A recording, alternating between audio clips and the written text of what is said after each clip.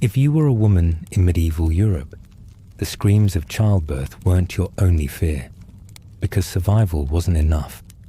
Even with a living baby in your arms, the wrong word, a single side glance, or a misunderstood remedy could lead to accusations of witchcraft.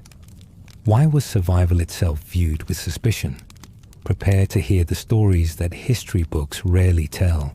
Imagine this: a quiet, dimly lit room in a medieval village. The air smells of damp straw and smoke from the fire that's barely keeping the chill out. A woman lies on a low wooden bed, clutching a bundle of fabric in one hand and her swollen belly with the other. She's surrounded by familiar faces, women from her family, maybe a neighbor or two, but there's no hospital, no doctor, and certainly no sterile equipment. Just a single midwife sitting beside her, hands steady, working by candlelight. Outside, the deep cold of winter, or the heat of summer, wraps around the house, but inside it's thick with tension. The only thing louder than the mother's cries is the unspoken question everyone dreads. Will she survive this? For women in the 1300s to 1500s, childbirth wasn't just a milestone in life. It was one of the most dangerous moments you could face. If you were lucky, the birth went smoothly, the baby was healthy, and the mother recovered in time. But lucky was the key word. The truth is, each birth felt like a gamble, and the deck was stacked against you from the start. The risks of childbirth back then were staggering. Let's start with infection. In a world that hadn't even heard of germs yet, hygiene was an afterthought, or worse, completely misunderstood. Midwives often reused tools from mother to mother without cleaning them. Hand washing wasn't a standard practice, and water, if there was any, wasn't boiled. If a woman tore during labor, there were no antibiotics. Something as small as a scratch during delivery could quickly turn septic and lead to death within days. Childbed fever, or puerperal fever, was shockingly common and terrifyingly swift. For most women, it was as if the body suddenly betrayed you, burning up with fever before shutting down entirely. And then there was the bleeding. Postpartum hemorrhage, the kind that today might be addressed with surgical tools or blood transfusions, was a silent killer no one could control. If a woman began to bleed uncontrollably after birth, the midwife might press herbs to the skin or use whatever local remedies she could, but there was little more to do besides pray. Even if the mother made it through, the baby faced its own steep climb. Infant mortality rates were devastatingly high, with estimates suggesting as many as 1 in 3 babies might die before their first birthday. Premature births, breech positions, or a failure to breathe right after delivery could all be fatal. It wasn't just the tragic losses that weighed on people. It was the helplessness. Nobody knew why these things happened. Was it a curse, a punishment, or just bad luck? This lack of understanding created a thick fog of fear and mystery around childbirth.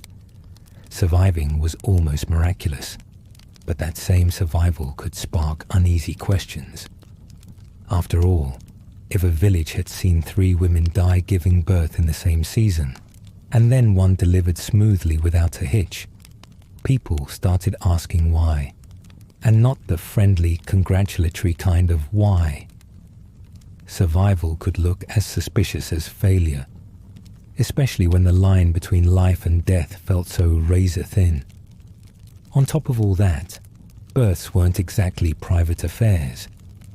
Medieval homes were cramped and shared by large families, so labor became something of a public event. Neighbors might stop by. Children or elderly relatives might linger curious nearby. And of course, the midwife would be overseeing everything. This wasn't some sterile, controlled environment with only trained professionals present. It was messy and crowded If anything went wrong, if the mother screamed too loudly, if the baby didn't cry right away, if there was too much blood, there was always someone to witness it. And witnessing led to whispering. Whispers often turned toward the midwife. These women were indispensable to their communities. They delivered babies, administered herbal treatments, and stitched up injuries. But their knowledge was also deeply feared. Most midwives worked with plants, comfrey for swelling, pennyroyal for cramps, or raspberry leaves for inducing labor. They understood how a body worked, at least by the standards of the time, and they often had an intuition for things others couldn't explain. But here's the double-edged sword. Being that essential to a life-threatening process meant that midwives were walking a fine, dangerous line. If a delivery went poorly and the mother or baby didn't survive, people might blame the midwife's lack of skill, or worse, accuse her of causing it on purpose. If everything went shockingly well, that could be suspicious too. Regular people didn't trust outcomes they couldn't explain, and the midwife, with her strange herbs and steady hands, was an easy target. Here's an example for you. Imagine a midwife who's known for using herbs to ease pain during labor. A local woman goes into a long, difficult delivery, and the midwife brews her some chamomile tea. Maybe rubs her belly with an oil prepared from lavender.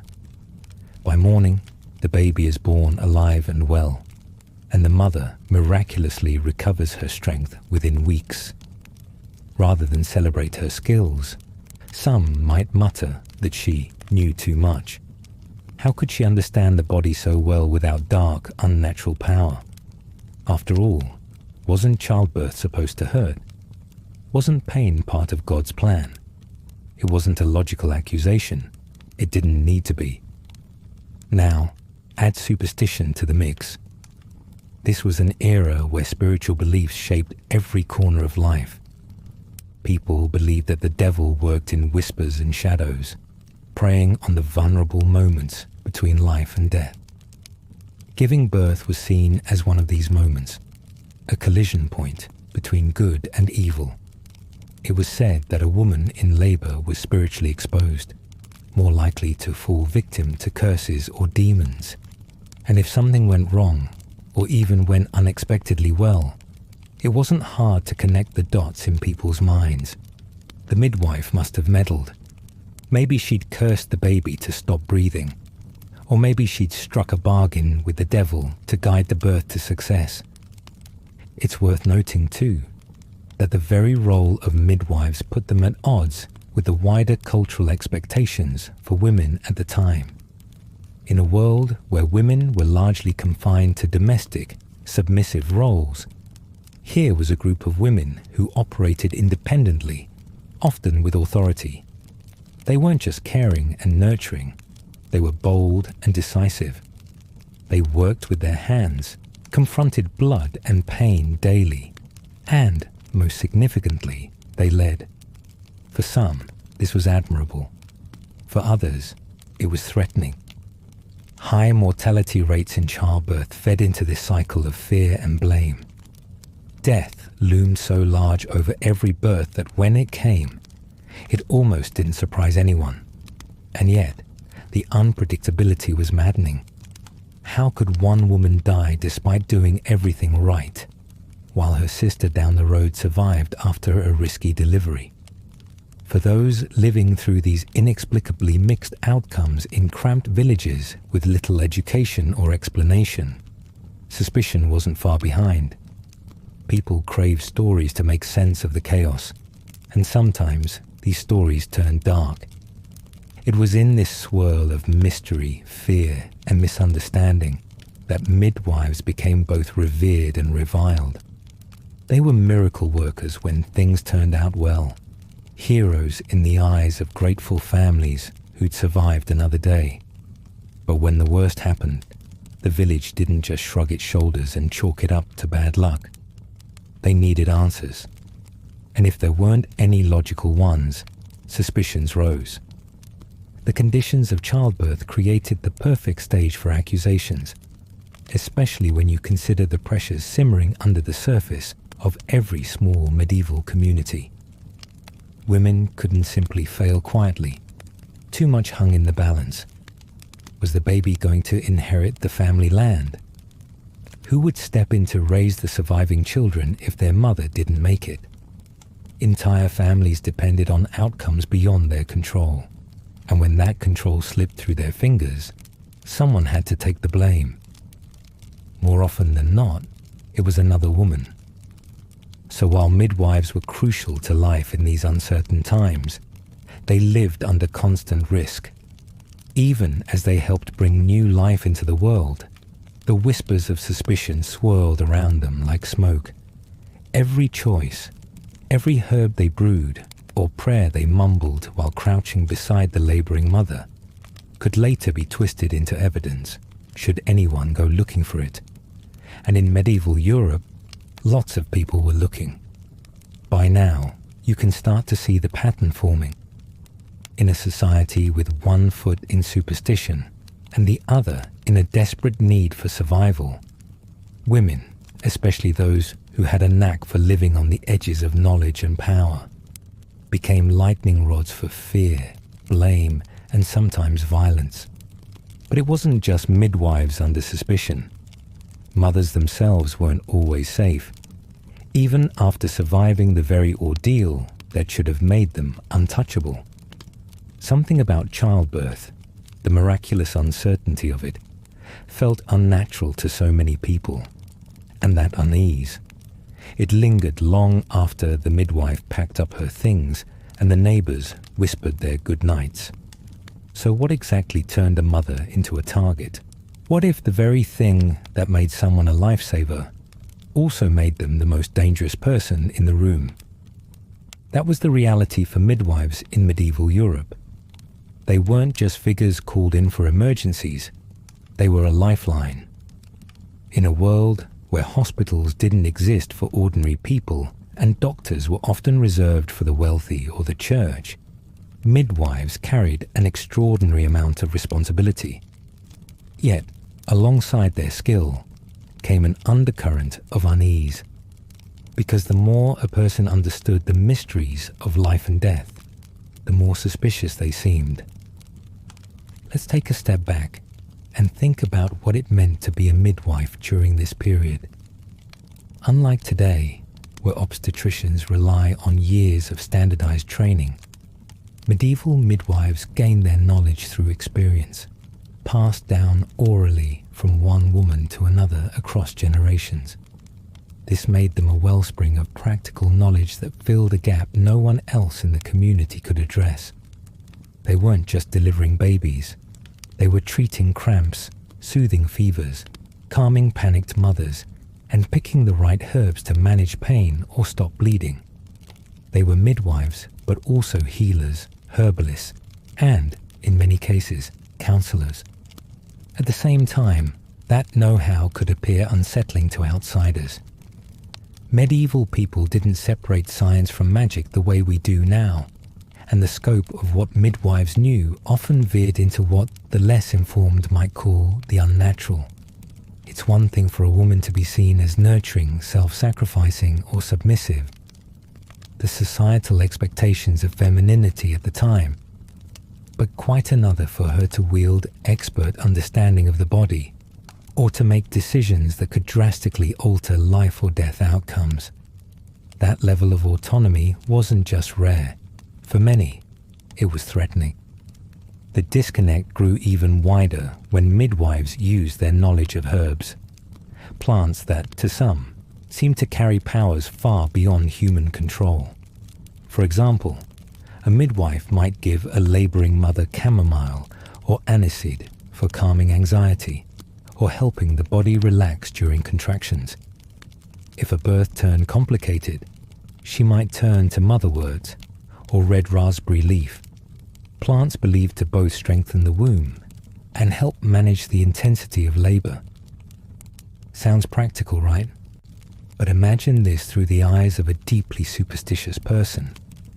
Herbs weren't sold in labelled bottles from familiar pharmacies back then. They were gathered in forests, foraged from wild overgrowth, or grown in shadowy corners of village gardens. It was easy for someone to look at this process and decide that the midwife wasn't just using nature. She must be commanding it.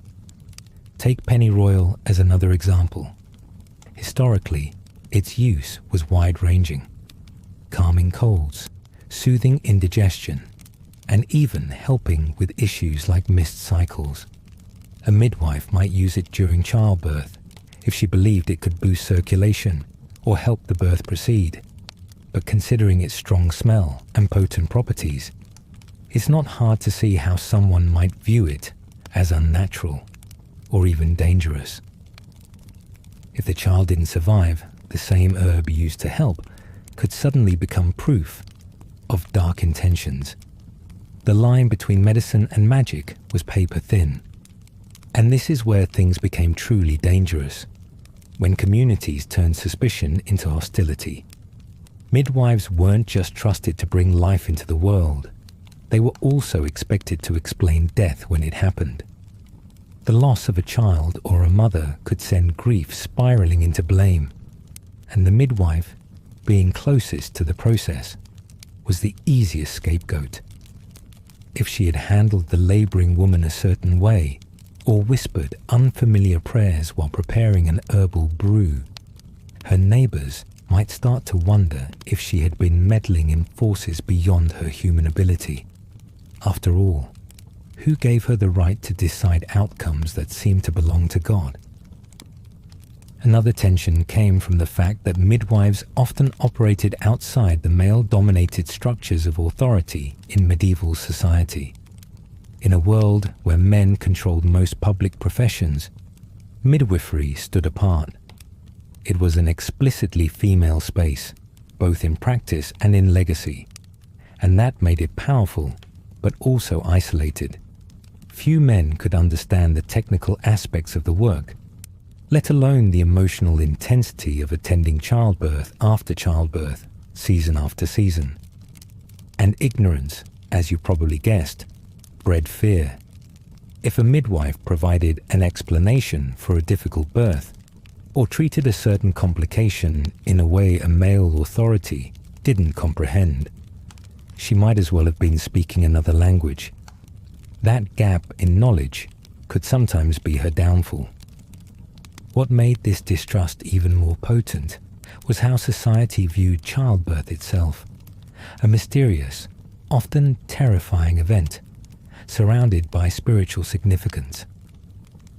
Religious teachings at the time, largely shaped by Christianity, cast pain during labor as a form of divine punishment, a mark of Eve's original sin.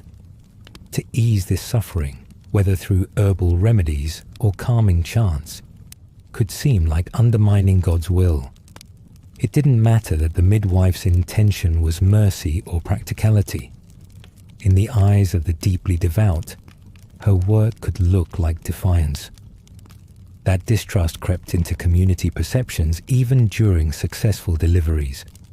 Imagine a scene where everything goes well. The child is born strong and wailing.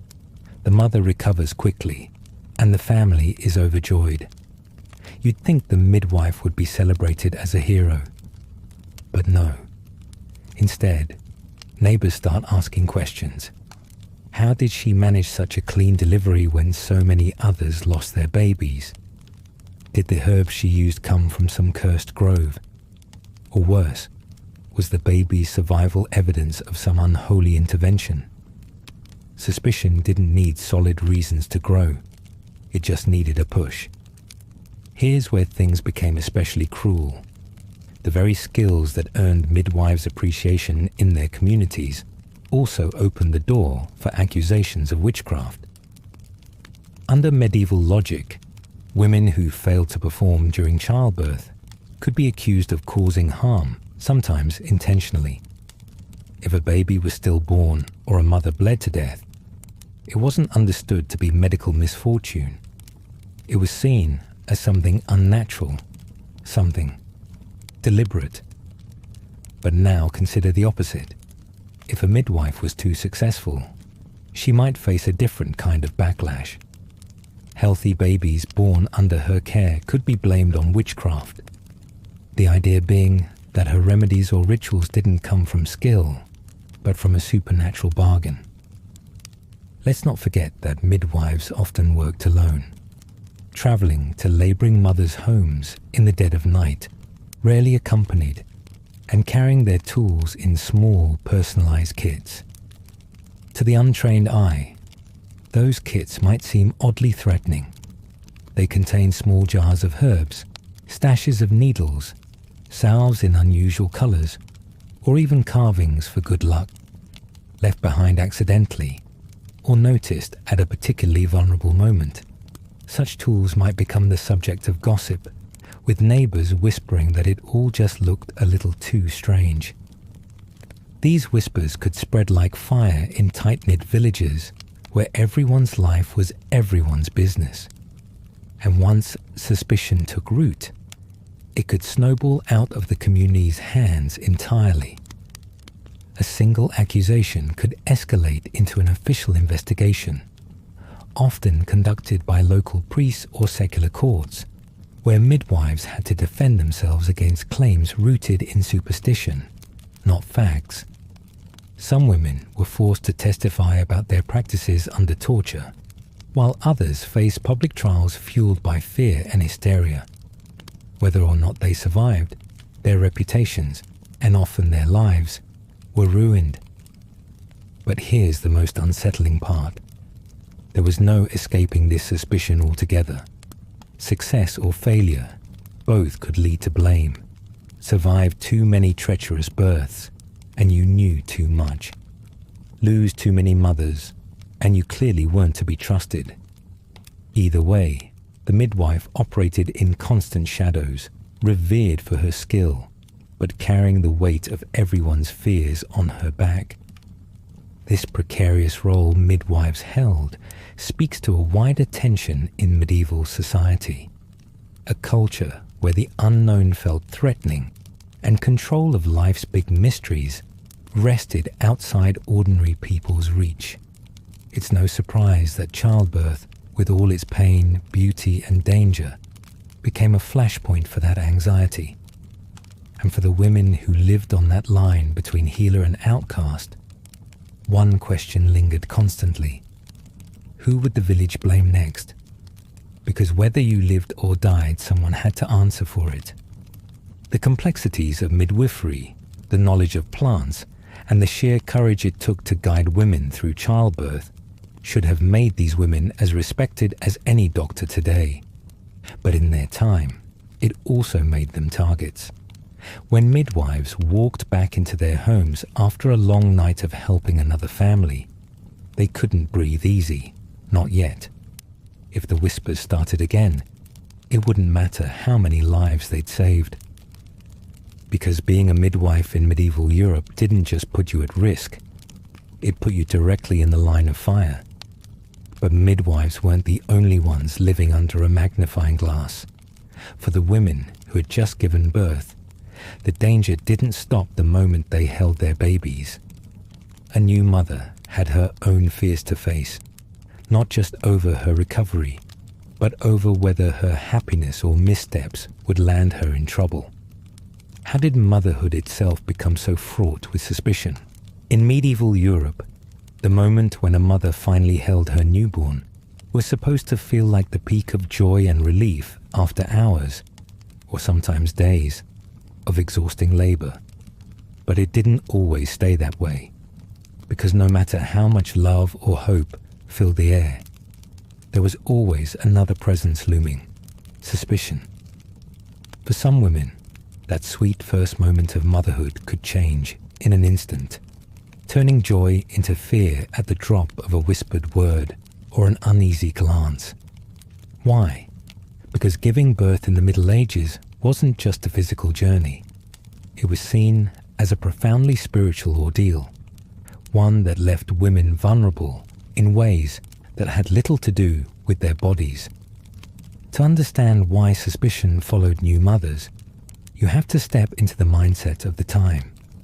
It wasn't just childbirth itself that was dangerous.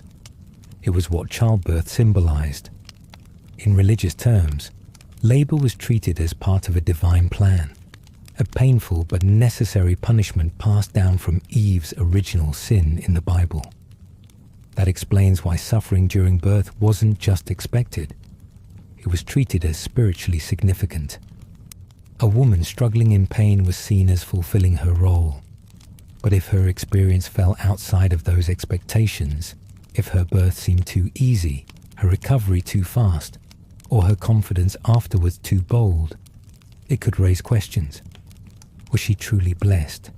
Or had she meddled in forces that weren't hers to touch? Adding to that spiritual framework was the belief that childbirth wasn't just a physical act, but a moment of immense vulnerability. During labor, it was thought that the veil between the physical world and spiritual forces was thinner than ever. Church teachings and local folklore alike spread the idea that the devil or other dark forces lingered near soon-to-be mothers, waiting to swoop in during birth. This is one of the reasons baptisms were so urgent. People feared that an unbaptized baby wasn't just spiritually unprotected, but physically at risk. If a newborn was stillborn or sickly, some people believed it wasn't chance or misfortune. Instead, whispers about curses, spirits, or even witches crept into the air. Now, imagine a healthy baby born against all odds in a time when infant mortality was crushingly high. Instead of pure celebration, neighbors might murmur, was it natural or was it tampered with? That suspicion could easily zero in on the mother. If her baby thrived while others had lost theirs, it could seem out of alignment with the usual tragedies everyone expected. It wasn't just envy fueling these suspicions. It was a fear of inexplicability. In times when survival meant living face to face with death, anything too good to be true made people uneasy. Superstitions fed into this environment like dry wood catching fire. For example, some communities believed a baby who didn't cry immediately during birth had been silenced by a witch's interference, while a child born on an unlucky day might carry a curse. Others believed that unusual or difficult deliveries, like a breech birth or a cord wrapped around the baby's neck, meant supernatural forces were already at work. The midwife's efforts might be blamed, but the mother wasn't safe from suspicion either, especially if she seemed too calm or lacked the expected signs of exhaustion or anguish. And the mother's behavior after childbirth. That could spark just as many rumors as the delivery itself. Let's say the new mother made a rapid recovery, walking around her cottage with surprising energy only a few days after giving birth. To modern minds, it's possible she was simply lucky to avoid complications. But in the Middle Ages, even something as mundane as feeling better too soon could carry an air of suspicion. People expected new mothers to stay bedridden and weakened, consumed by the toll childbirth was assumed to take. Any deviation from that image might suggest she wasn't abiding by the natural order. Worse, if she was too enthusiastic about her new role, confident in caring for her baby, unashamed or even proud, this could stand out in a culture that prized humility and quietness in women. On the flip side, if a woman didn't blend into the background of her community after childbirth, choosing to speak out or even correct others when it came to her child's care, that boldness could be misinterpreted as arrogance, or worse. There are accounts where women who gave advice or asserted themselves too strongly were labeled as unnatural mothers, with neighbors accusing them of trying to control outcomes that should have been left to God or chance. The more comfortable a woman seemed in her own instincts, the more it uncomfortably echoed the traits assigned to witches. Women confident in knowledge their communities couldn't explain or replicate. even something as simple as comforting a fussy baby had its risks. Suppose the infant grew quiet in her arms when no one else could console it. The scene of a mother speaking softly, rocking her child, or humming a tune might appear sweet, until someone watching decided it seemed too effective, too perfect, as if she'd used something other than motherly instinct to calm the baby. It sounds absurd to us now, but when ignorance and fear collided, even ordinary actions could be warped into so-called evidence of supernatural influence. Let's not forget that people at the time were deeply uneasy about anything they couldn't explain, especially when it came to survival or loss.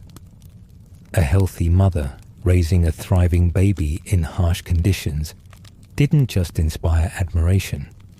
It could uncomfortably highlight other families' grief, and that grief often needed somewhere to land. If one household had lost their newborn while the mother next door nursed hers by the fireside, envy wasn't too far behind. And in some cases, it went beyond mere envy. It became an outlet for blame.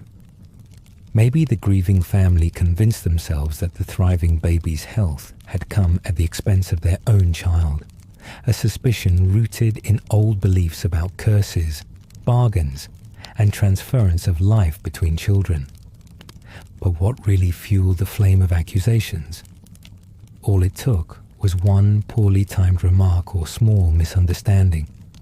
Sure, a mother might hush a crying baby in an unusual way, or recover faster than expected, or have one harvest season go surprisingly well despite her newborn keeping her up all night. That might be enough to draw quiet curiosity. But add a sharp tongue, questionable neighbors, or a reputation for speaking her mind, and the stage was set for suspicion to grow. Someone could catch her muttering to herself, a prayer for her baby perhaps. But when taken out of context, it morphed into an incantation. If the baby was unexpectedly cranky the next day, or another child in the village fell ill, whispers started to circulate. Her relationship with the midwife, too, was often scrutinized. A mother confident enough to defend the midwife's use of herbs or skilled delivery techniques might have her loyalty tested. Why is she so defensive? Villagers might murmur. Isn't it odd how close they are? These suspicions highlight the danger of living in a society that mixed ignorance with tight-knit community pressure. People wanted explanations, but in the absence of knowledge, especially medical knowledge, they turned instead to the moral tales and superstitions they'd grown up hearing. If a new mother seemed suspicious in any way, her neighbors weren't just suspicious of her. They were terrified of what she might bring into their lives. Could she curse their harvest, turn her child against theirs, invite illness into their home just by walking past? Maybe the cough someone's son caught last week wasn't from sleeping too close to the drafty window. Maybe it had been sent across the air by her. The idea of witchcraft didn't need hard evidence to turn dangerous. Before anyone knew it, whispers about one's behavior could turn into reports to priests, local officials, or even town councils, particularly if the mother upset someone important in her community. The accusations rarely made sense. They spun together fragments of unrelated events into one continuous story. Herbal tea became a potion. A murmured prayer became a hex. Even actions as instinctive as a mother shielding her baby from someone else's touch could be reframed as her hiding something. This pressure created an impossible situation for women. They had to mourn, celebrate, and recover while walking an invisible tightrope of social expectations. Fit in too well, and eyebrows were raised. Stand out too much, and risks grew even larger. Survive against the odds, and suddenly all eyes were on you, and for all the wrong reasons, on the tiny life in your arms. Even the smallest events after birth could take on a life of their own, becoming pieces of a larger story the mother never intended to tell. But here's the thing. These fears weren't organically born in every case. They needed encouragement, someone to nurture the whispers and fan the flames. And in many cases, the most potent source of fear came not from random coincidence or tragic accidents, but from close by, from the very people who were supposed to bring comfort or connection. Because who carried the weight of accusations further than anyone else? The neighbors, the gossipers, the ones eager to protect themselves at someone else's expense. And in tight villages where everyone was watching everyone else, it didn't take much to become a target. So, who were these people? These neighbors turning everyday life into a proving ground for witchcraft accusations? And why were their words so powerful? What if the greatest danger to your life wasn't war, famine, or disease, but the person living right next door? In the cramped and watchful world of medieval villages, where everyone knew everyone, salvation and ruin often came from the same place: your neighbors. These communities were built on interdependence. People leaned on each other to share work, resources, and protection against the struggles of daily life. But in that closeness lurked another force: suspicion. When something unusual happened, like a death, a sickness, or even a bit of bad weather, the first assumption wasn't always natural misfortune. It was that someone nearby had caused it, and all it took was a whisper, a single muttered accusation, to put someone's life at risk. Most medieval villages weren't much bigger than clusters of a few dozen families, maybe more if the land was good and the seasons kind. But whether you lived in a large manor community or a tiny hamlet, one thing was certain: privacy didn't really exist. Your neighbors knew when you went to the stream to collect water, how many eggs your hens laid that week, and how many times your child coughed during the night. This closeness wasn't just practical, it was cultural. The health of the community was tied to everyone pulling their weight, whether that meant maintaining crops, looking after animals, or helping one another during harvests or hard winters. Falling out of sync with community norms, or standing out too much, could draw the wrong kind of attention. Here's where things got tricky. On the surface, medieval village life might have seemed cooperative, even comforting in its familiarity. But humans are complicated, and small communities tend to amplify disputes. The neighbor who borrowed your wool comb and never returned it, the one whose goat wandered into your field, or worse, the woman who seemed to do too well when your own fortunes were failing. These everyday tensions could turn into grudges over time. Combine these personal conflicts with a world view steeped in superstition, and suddenly trivial disagreements could spiral into something far worse. Let's say a woman's cow stopped giving milk or her crops withered unexpectedly. Maybe her husband fell sick out of nowhere, or her child wouldn't stop crying through the night. There were no modern agricultural explanations like poor soil quality or veterinary diagnoses to turn to. For communities that didn't understand the science behind illnesses or natural disasters, finding someone to blame gave them a sense of control, a way to make sense of chaos. And more often than not, that blame found its way to another woman, usually one who already seemed different. Take something as ordinary as gathering herbs. Women who roamed the forests or hedgerows, collecting plants for cooking, healing, or even dyeing wool, were engaging in practical, everyday tasks. But in a superstitious village, practical didn't mean safe. If the wrong set of eyes spotted you crouched over a patch of wormwood or tansy, whispering to yourself about the best leaves to pick, it wasn't hard for imaginations to run wild. Suddenly, You weren't a hard-working villager.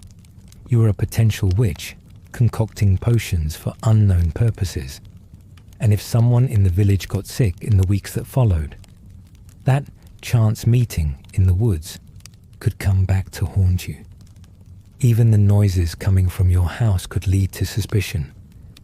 Imagine living in a small cottage with thin, weather-worn walls, surrounded by neighbors whose homes were barely more than a stone's throw away.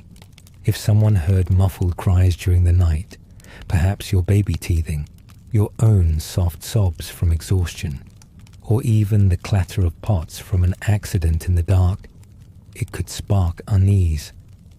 The mind fills in blanks faster than reality can explain. Was it a quarrel with your husband?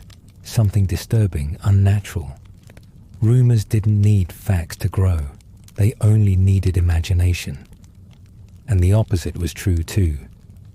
If your home was strangely quiet, too quiet, people noticed that as well. In villages where bustling sound was constant, silence could seem unnatural, eerie. Maybe your neighbors hadn't seen the usual plume of smoke from your hearth that morning, or you'd stayed indoors longer than normal. To a modern reader, that might sound trivial, but in a world where conformity and routine defined order, anything outside the norm became suspicious. That atmosphere of constant observation and judgment was made worse by the role that religion and superstition played in daily life. The church taught that evil existed everywhere and could take on familiar forms. The devil, they said, wasn't always some monstrous figure. He worked through ordinary people, often the most unassuming or unnoticed ones. And neighbors watched, looking for cracks in each other's behavior where that evil might slip through. Was someone too prideful of their well-kept house? Too outspoken during festivals or gatherings? Too reserved or antisocial? The very traits that might simply mark a person as independent or private could end up painted as evidence of something sinister. Jealousy fed into this as well. If your household flourished while others struggled, it didn't go unnoticed. Maybe your garden grew thick, green vegetables while your neighbor's plot was overtaken by weeds. Or your child seemed unnaturally healthy, their skin glowing while others in the village bore the signs of malnourishment. There was always someone prepared to turn good fortune into a question of fairness. Was it truly skill, hard work and luck? Or had you tapped into something supernatural, something forbidden? The fear of the supernatural wasn't just paranoia. It was reinforced at every level of life. Priests warned their congregations to beware of hidden threats, spinning sermons about witches and demons that preyed on the faithful. Folklore woven into every childhood bedtime story only added fuel to the fire. People believed witches could curse crops, make cows dry up, or summon storms. And in small, insular communities, these fears were magnified. The tighter the space, the stronger the echo, until every glance, every innocent action took on heavier meaning. A woman muttering a desperate prayer in the corner of her home could be described as casting a spell by the time the tale circled back to the neighbors. So how did these whispers turn fatal? They thrived because accusations were rarely about just one incident. A single fly in the milk wasn't enough to condemn someone, but a pattern of strangeness, pieced together by the imaginations of a dozen neighbors, was.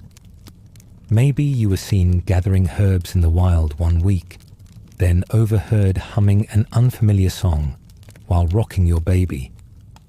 If, shortly after, someone's livestock died or a field failed to yield crops, those seemingly unconnected moments might suddenly form a narrative in someone's mind. And worse, these stories could accumulate over years, lying dormant until some crisis or tragedy brought them to life. One well-documented case from the 16th century town of Würzburg, Germany, offers a chilling example. A midwife named Walpurga Hausmännin was accused of witchcraft after several women who had delivered healthy babies in her care fell ill or later died. Villagers had long whispered about her unnatural knowledge of herbs, especially her ability to ease labor pains faster than other midwives in the region. When the deaths occurred, those whispers snowballed. Walpurga's exact testimony during her trial reads like a horror story crafted by her neighbors' imaginations, rather than factual events.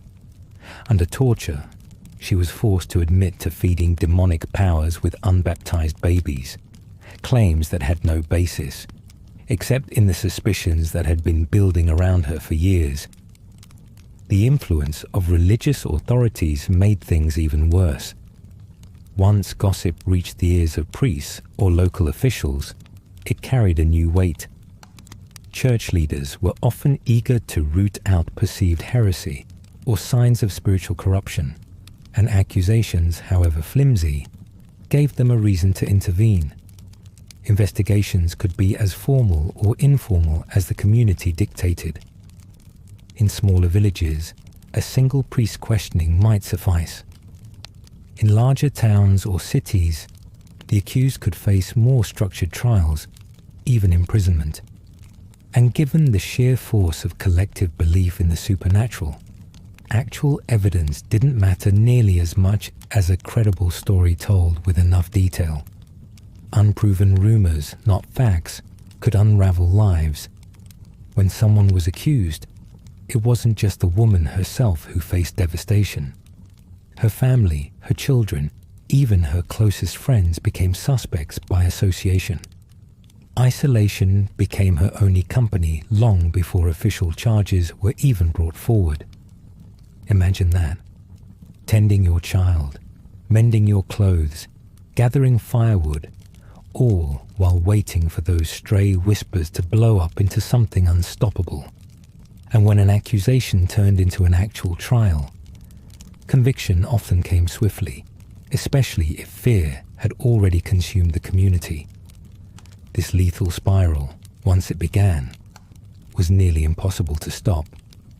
And it all started with the same people you might have shared bread or ale with weeks earlier. The same people who'd helped plant your field or borrowed your tools. Your friends, your allies, your neighbors, these were the people who could destroy you. And once the flames of gossip were lit, it didn't really matter who you'd been before the rumors started. You were no longer one of them. You were something other, something dangerous. But what happened when these accusations escalated into trials? What did proof of witchcraft even look like? And why did so many communities accept that proof without question? Well, you're about to find out. What counted as proof of witchcraft? Let's just say, it's probably not at all what you'd expect. Forget elaborate rituals with pentagrams and summoned spirits. In the height of the witch trials, the so-called evidence was far more mundane, and often terrifyingly flimsy. The tools of your everyday life, the marks on your skin, even the gossip drifting through your village could be enough to condemn you. Let's start with the setup. Picture a courtroom, if it can even be called that, a drafty hall in a manor house, or a crowded church repurposed for questioning, filled with the sharp musk of too many anxious bodies pressed together. The accused stands at the center, likely shackled, pale from days spent in a damp cell. On one side, there's the local magistrate or priest, trying to project authority while leafing through a handwritten register of complaints. On the other side, her neighbors bringing evidence. And by evidence, I mean anything from whispers about strange behavior to physical marks being paraded around as proof. Trial documents from the period revealed just how easily accusations turned into convictions. Neighbor testimony was one of the most common forms of evidence. Maybe the accused had been seen collecting herbs at dusk, or maybe she had a reputation for mumbling prayers. Nothing too unusual for a rural village, but when taken out of context, these actions became ammunition. In one case from Essex, England, a woman named Agnes Waterhouse was said to have cursed a local farmer's livestock simply because she was seen arguing with him the week before. The man's cows died shortly after, and the connection was made in the simplest, most superstitious terms. Her anger must have turned into a hex. It didn't matter that cows might have fallen sick from drinking dirty water or eating spoiled feed. Causation wasn't based on science. It was based on fear. Now, let's talk about physical evidence, which is where things get even stranger. Have you ever heard of a witch's mark? This was an idea cooked up by authorities to identify witches by searching their bodies for strange blemishes. Scars, birthmarks, freckles, even something as harmless as a mole. The logic was that these marks were where demons or evil spirits had suckled, leaving behind proof of their connection to the accused. It's absurd to us, but in court, having the wrong mark on your skin could seal your fate. In the 1590s Scotland, the case of Agnes Sampson included testimonies that her body carried hidden marks. What were those marks? No one recorded specifics, but under torture, she agreed they existed because, honestly, what other choice did she have? And make no mistake, torture played a central role in these trials. You weren't just accused and allowed to defend yourself peacefully. Most defendants endured agonizing methods designed to force confessions. The rack, thumb screws, sleep deprivation, and even something as simple as starvation could break the toughest of spirits. Once someone was desperate enough, they'd confess to anything just to make the suffering stop. And once they confessed, that confession became evidence that added weight to other accusations, starting a vicious cycle where guilt fed on itself. Let's bring in another explosive form of proof: the tools of daily life. Women accused of witchcraft were often healers or midwives, roles that, as we've seen, existed in a grey area between social necessity and suspicion. The items they carried, though completely ordinary for their work, could later be twisted into evidence of magical practices. A jar of dried chamomile flowers for a soothing tea, clearly an ingredient for a potion. A carefully carved birthing stick, designed to ease labor pains, must be some sort of wand. Even objects as neutral as a broom or a cauldron could send alarm bells ringing. Take France in 1431. Joan of Arc's case, though unique in many ways, included accusations of witchcraft tied to her clothing and behavior. She wore male armor, an act both practical and symbolic for a soldier. But church authorities saw it as unnatural, perhaps even heretical. They didn't stop with her wardrobe. They picked apart her claims of divine visions, twisting her connection to God into something darker and more damning. Joan's story, though rooted in political conflict, showed how fragile reputation could be. It didn't take much for the line between devotion and demonry to blur. The role of religious authorities in these trials cannot be overstated. Priests, bishops, and inquisitorial officials brought their own preconceptions to the process, often interpreting events through the lens of spiritual warfare. They believed that demons were real, present, and actively working to corrupt humanity. Instead of questioning strange events scientifically, they sought answers that conformed to their teachings. It wasn't uncommon for a priest overseeing a trial to declare that a series of misfortunes, a failed harvest, a sudden fever, a collapsed fence, must be caused by witchcraft. The presence of an accused witch seemed to confirm their fears. In reality, evidence didn't prove guilt. Guilt was assumed, and evidence simply filled in the blanks. Trial records from Bamberg, Germany, between 1626 and 1632, highlight how intense this blame could become. Known as one of the deadliest witch hunts in Europe, these trials saw hundreds of people tortured and executed, based largely on dubious evidence. One chilling example comes from the case of Katharina Henot, a wealthy and influential woman accused of cursing crops through devilish sorcery. Neighbors reported seeing her near fields shortly before the harvest failed, and under torture, she confessed to everything. The story doesn't end with her execution. Her family, once respected and influential, was torn apart by the stigma, left penniless and powerless. It shows how accusations didn't stay confined to individuals. They rippled outward, leaving destruction in their wake. And what about the accused woman's children or siblings? They didn't escape unscathed. In small communities, association alone could ruin lives. It didn't matter if you were innocent. Being related to someone branded as a witch was enough to make you untouchable. Neighbors might stop trading with you. Landowners might take back your rented fields.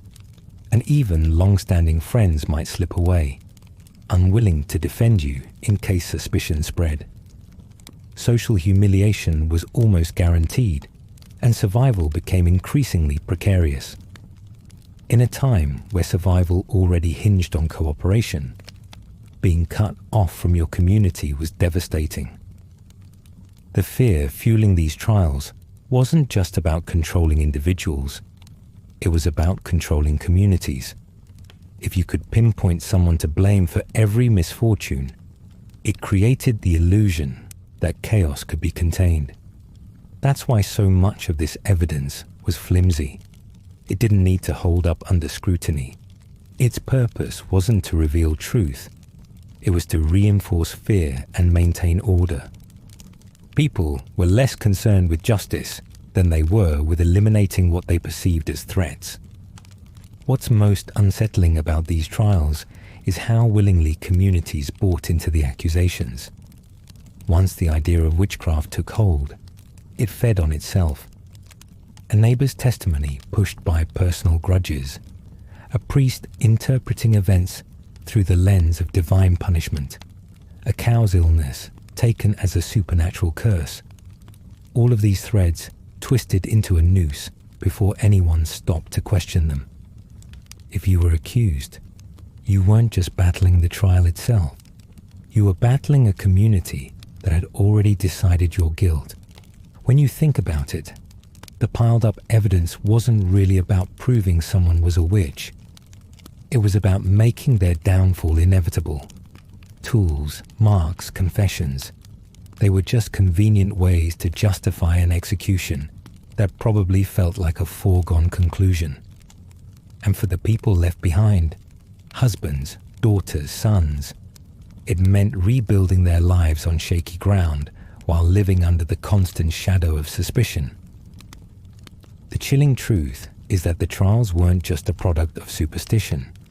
They were a tool for control, a way to enforce norms and suppress anything, or anyone, that challenged the status quo. It's why women, especially those with knowledge or independence, bore the brunt of the accusations. They stood out in ways that medieval society wasn't prepared to tolerate. Which brings us to an important question. Why exactly were women, and their roles as healers and mothers, at the center of this fear? What larger forces were driving this dangerous obsession with controlling their lives? That's where the story goes next. Imagine this. For centuries, midwives and female healers had been pillars of their communities.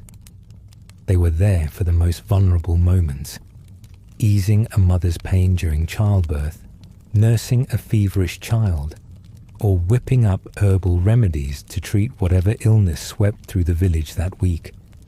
Their knowledge wasn't flashy or formal. It was practical, rooted in generations of trial and error and passed down like an inheritance. But as time marched on, and as the world shifted toward male-dominated medical institutions, that inheritance became less valued, and in some cases, outright dangerous. By the late medieval period, the role of traditional midwives had begun to change. Slowly, men were stepping into areas of medicine that had historically been the domain of women. Universities and guilds, which were exclusively male, began training physicians who specialized in all kinds of new techniques and practices. These doctors billed themselves as professionals, men of science, while casting female healers as old-fashioned or even ignorant in comparison. The shift wasn't just about expertise, it was about control.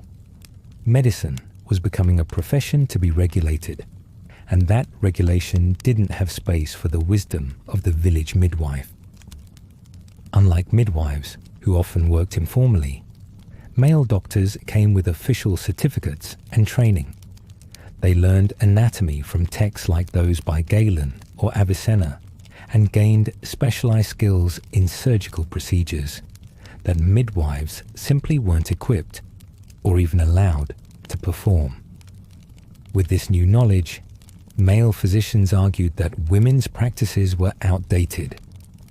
Sure, midwives could grow herbs and tie the occasional birthing amulet, but they couldn't offer the modern solutions that came from medical advancement. Of course, this argument ignored the fact that many of these so-called advancements were hit or miss at best.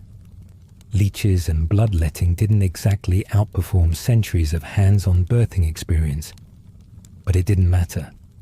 The pitch wasn't about results. It was about reframing medicine as something only men could truly master. Part of this shift came down to who controlled access to medical care.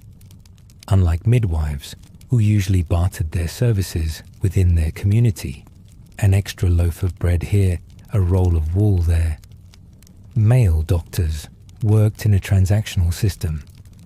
They charged fees, and those fees weren't cheap.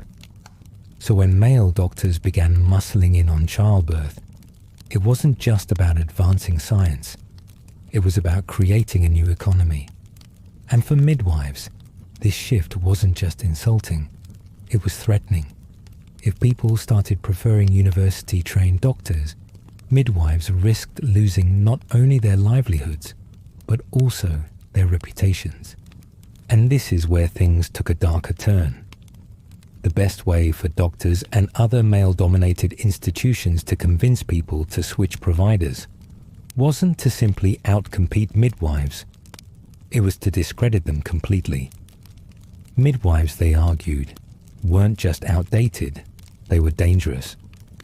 At best, they were seen as uneducated, their reliance on herbology and folk wisdom rebranded as superstitions rather than skill. At worst, they were accused of meddling with dark forces, witchcraft, and those accusations carried weight at a time when fear of witches had already reached a boiling point. Let's break down how this strategy worked. Whenever midwives used traditional remedies, their knowledge was treated with suspicion. A woman brewing a calming tea from valerian root to help with labor pain was suddenly accused of practicing magic. A midwife using a sage poultice to stop postpartum bleeding could easily earn the label of witch if the bleeding stopped too quickly, and God forbid if she relied on her intuition to predict complications during labor. What might have seemed like experience to some could be interpreted as unnatural foresight, even demonic possession to others. Now compare this to male doctors. They might have been experimenting with risky procedures or spouting outdated theories about humors and bodily fluids, but they rarely faced the same scrutiny. Their techniques, even when they failed, were labeled as science. Male physicians were given the benefit of the doubt, while female midwives were left to battle innuendo or outright accusations. What's worse, Medical institutions often worked hand in hand with local authorities, which made it far easier to push midwives out of the picture altogether under the banner of progress. Let's talk about a real example. The male-dominated medical field didn't just displace midwives, it actively targeted them. The 1484 papal bull, issued by Pope Innocent VIII, for instance, specifically named midwives as potential sources of witchcraft, accusing them of harming pregnant women or killing baptized babies. It wasn't subtle. The directive painted midwives as agents of evil, eroding centuries of trust in their practice almost overnight.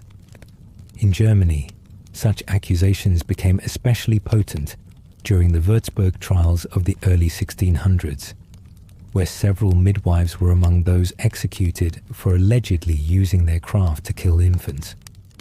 What had once been seen as a necessary skill, the ability to manage childbirth even in its most dire circumstances, was now reframed as suspicion-worthy meddling. On a broader scale, this medical takeover played into larger societal pressures around power and control. Traditional midwifery didn't fit neatly into the patriarchal systems emerging during this period. Working outside formal institutions, midwives often operated independently, serving as a bridge between the natural world, their herbs and remedies, and the spiritual one, their prayers, rituals, and protective charms.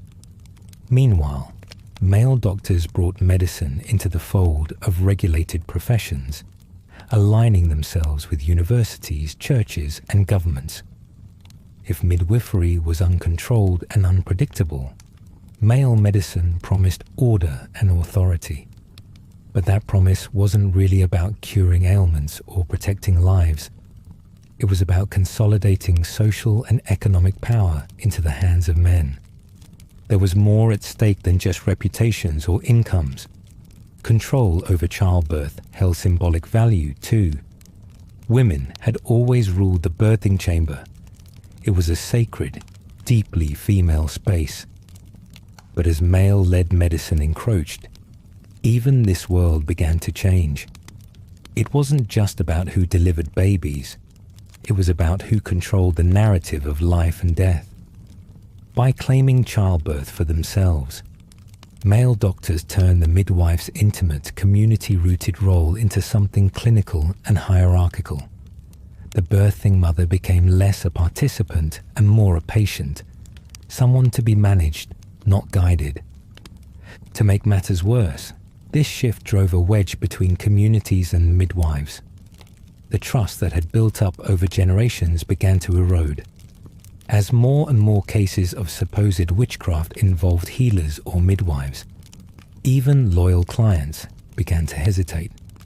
Imagine living in a small village and hearing that the midwife who safely delivered your baby last fall was now being accused of cursing another family's child. Even if you knew the woman personally, even if she'd helped save your life, fear had a way of planting doubt. It didn't take much for that doubt to grow into rejection or even betrayal.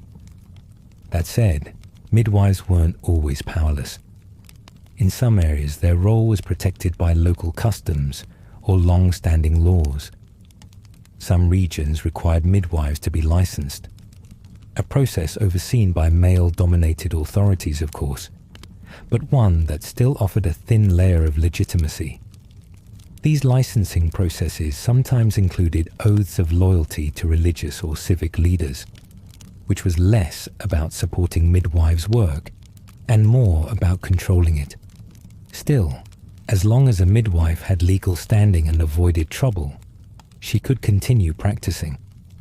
But this protection was fragile. All it took was one accusation, one failed delivery, one suspicious neighbor to knock that security down. Let's not pretend these changes were quick. The replacement of midwifery with male-dominated medicine didn't happen overnight. It was gradual, unfolding across centuries. But for those living through the transition, The effects must have felt immediate and devastating. The midwife, once a cornerstone of communal life, was being pushed into the shadows, her knowledge rebranded as superstition, and her independence seen as a threat. And for women in villages who relied on midwives not just for childbirth, but for everyday care and advice, it meant losing something far greater than a simple healer.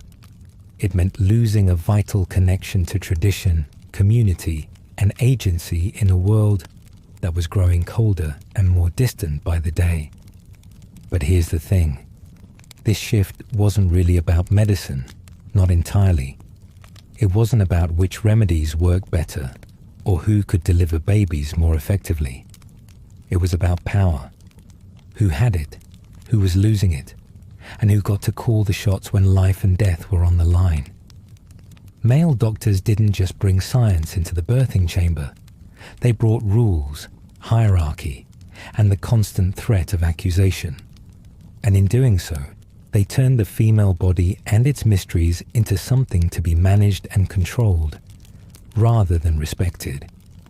Meanwhile, as midwives lost their footing, the wider fear of witchcraft didn't fade, it deepened. Every shift in authority, every crackdown on older traditions, only seemed to amplify the hysteria. And for the women caught in this storm, the result was isolation, vulnerability, and, all too often, tragedy.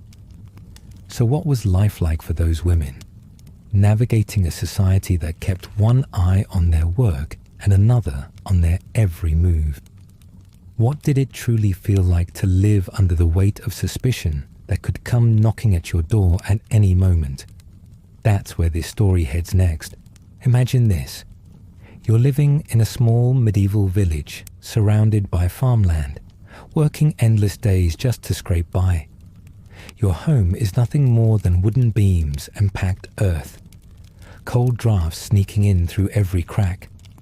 The nights are long, often accompanied by restless thoughts. You're terrified of disease, of poor harvests, of accidents around your home. But worse than anything, you fear what your neighbors might be saying, because no one is safe from suspicion, not even you. For women in medieval Europe, fear wasn't just a fleeting feeling. It was a way of life, woven deeply into the fabric of their existence. The church taught that women were inherently weaker, prone to sin, and thus more vulnerable to temptation by evil forces. Poverty was rampant, and survival often depended on keeping your head down and staying in good graces with your community. For most women, even stepping slightly out of line, whether by accident or simply by being different, could mark you as an outsider. And once the whispers began, they rarely stopped. Let's talk about societal pressures. Women were confined by strict expectations, rooted in religious doctrine and economic realities.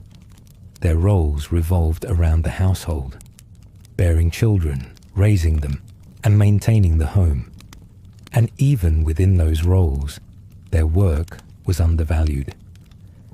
A woman spending her days in the fields beside her husband or crafting textiles to sell at market wasn't respected as a contributor to the household's survival. She was just doing her duty.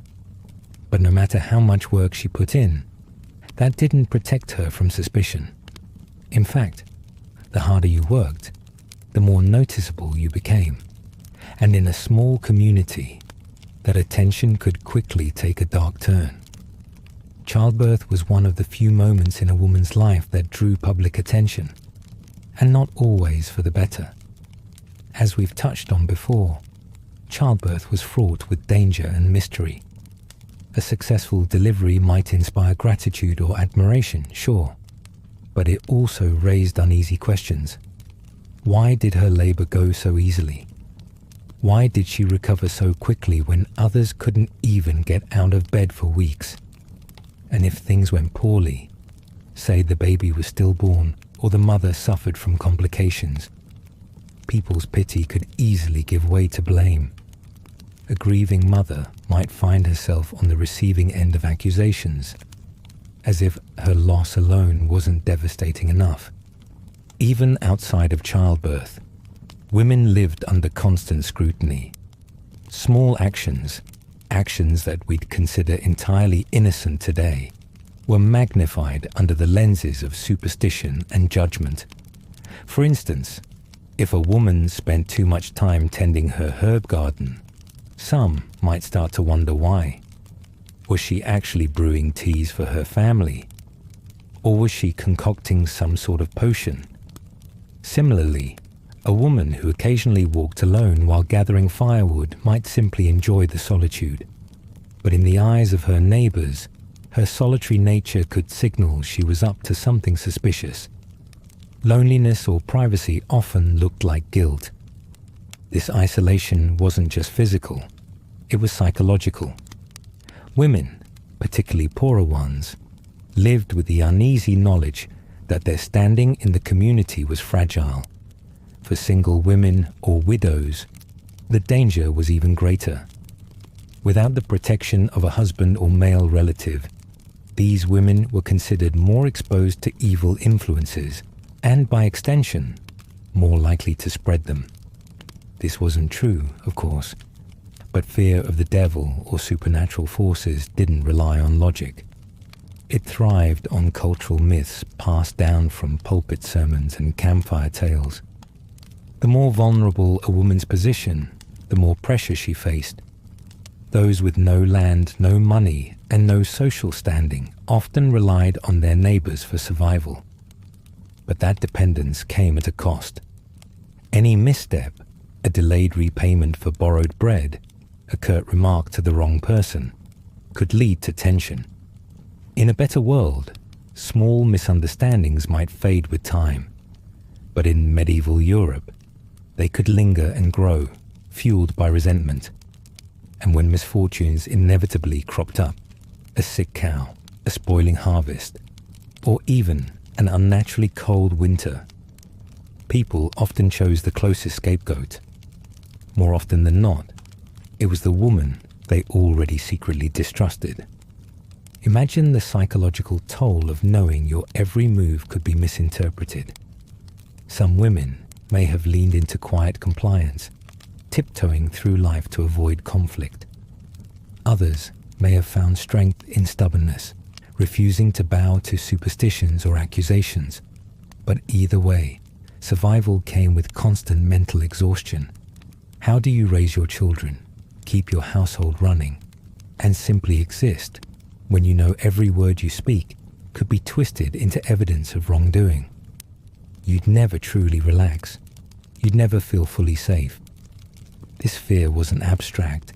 It was physical, real, and inescapable. Take, for example, a woman accused of witchcraft in her own village. Even before a trial began, the accusation alone could destroy her life. People might stop sharing food with her family, or refuse to help repair her roof when storms rolled in. Her children might come home in tears from being taunted by other kids, wary of their cursed home. And her husband or siblings, they'd likely distance themselves out of self-preservation, leaving her to fend for herself. Isolation wasn't just loneliness. It was a death sentence in a world where community was essential for survival. Now let's imagine a more subtle scenario. A new mother suspected of something unnatural. Maybe her baby was too healthy, too calm, or simply too different from other babies born that year. Neighbors might visit her home with fake smiles, offering congratulations while silently looking for signs of witchcraft. Was her fireplace too tidy? Were there strange tools near the child's crib? These suspicions wouldn't come with the same explosive consequences as a formal trial, at least not right away. Instead, they'd simmer, spreading like smoke throughout the village, until one misstep confirmed everyone's worst assumptions. You didn't even have to do something unusual to become a target. Sometimes, being too good at something could condemn you. A woman who healed ailments quickly, or whose garden grew just a little too well, might be accused of getting her luck from unnatural sources. Even kindness could backfire. Helping a struggling neighbor with food or advice was fine and often expected. But if that kindness succeeded too often, people began to wonder where it came from. After all, how could someone so poor give so generously? Was her generosity just a mask for something darker? For women accused and convicted of witchcraft, the physical consequences were unimaginable. We picture the trials and executions now as moments of intensity. Crowds gathered, accusations flying, dramatic confessions often forced. But the reality was more drawn out. Women spent weeks or months imprisoned before trial, facing cold conditions, limited food, and constant interrogation. Even if they weren't tortured outright, isolation itself wounds a person. Many confessed simply to end the ordeal, fully understanding that a confession might lead to their death. Others held stubbornly to their innocence, only to be silenced anyway. But what about those who weren't directly accused? They still lived under the threat of it. Each time a woman heard about another trial, it sent a shivering reminder through the village. This could happen to anyone. It didn't matter how careful you were or how integrated into the community you seemed. A single argument, an unusual birth, a troubled relationship with a priest, any of these could bring suspicions raining down on your head. Fear didn't just permeate the lives of the accused. It quietly controlled every woman in the village. Let's not underestimate the loneliness of this fear. Living under constant suspicion didn't just isolate women physically, it chipped away at their sense of self. You'd internalize that distrust, second-guess your own actions, and grow painfully aware of every word you spoke. Friendships, fragile, conversations, monitored, joy, a risk. Living this way wasn't living, it was surviving day by day, against the backdrop of ever-present dread. So what can we take from their stories today? The specifics of their struggles might feel far removed from our modern world, but the deeper patterns remain hauntingly familiar. Power, fear, control. These women were caught in a system designed to keep them in their place, to make them small and obedient, to turn their strength into something dangerous. And while the witch trials are, thankfully, a thing of the past, the lessons they leave behind still resonate. They show us how cultures weaponize fear to marginalize the vulnerable, how power structures can exploit ignorance to maintain control, and how community can turn on itself when trust gives way to suspicion. The legacy of these women isn't just one of tragedy, it's one of resilience. Despite every obstacle, they lived, worked, and fought to carve out meaning in a world determined to misunderstand them.